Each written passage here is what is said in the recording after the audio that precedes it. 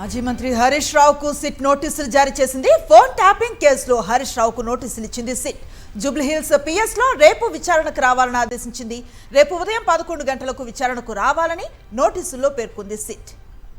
మాజీ మంత్రి హరీష్ రావుకు సిట్ నోటీసులను జారీ చేసింది. ఫోన్ ట్యాపింగ్ కేసులో హరీష్ రావుకు నోటీసులు ఇచ్చింది సిట్. జూబ్లీహిల్స్ పిఎస్ లో రేపు విచారణకు రావాలని ఆదేశించింది. రేపు ఉదయం 11 గంటలకు విచారణకు రావాలని నోటీసుల్లో పేర్కొంది సిట్.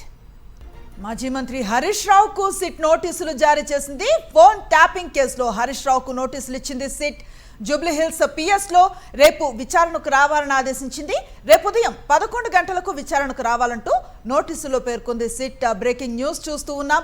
మాజీ మంత్రి హరీష్ రావుకు సిట్ నోటీసులు జారీ చేసింది.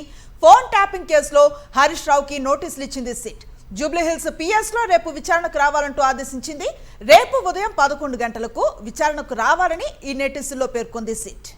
ఇదే అంశానికి సంబంధించి పూర్తి సమాచారాన్ని మా కరెస్పాండెంట్ రవిచంద్ర అందిస్తారు. రవిచంద్ర, ఈ నోటీసులకు సంబంధించి ఎట్లాంటి డీటెయిల్స్ ఉన్నాయి?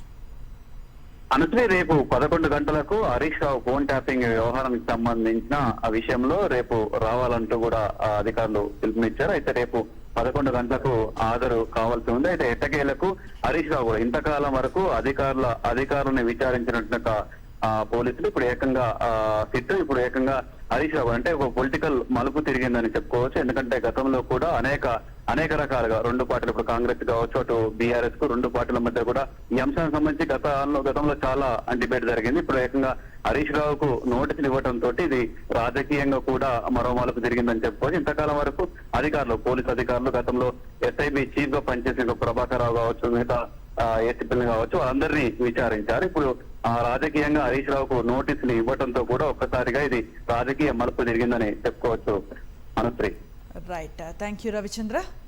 ఫోన్ ట్యాపింగ్ కేసులో మాజీ మంత్రి హరీష్ రావుకు సిట్ నోటీసులు జారీ చేసింది.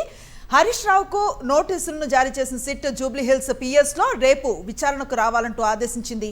రేపు ఉదయం 11 గంటలకు విచారణకు రావాలని నోటీసుల్లో పేర్కొంది సిట్.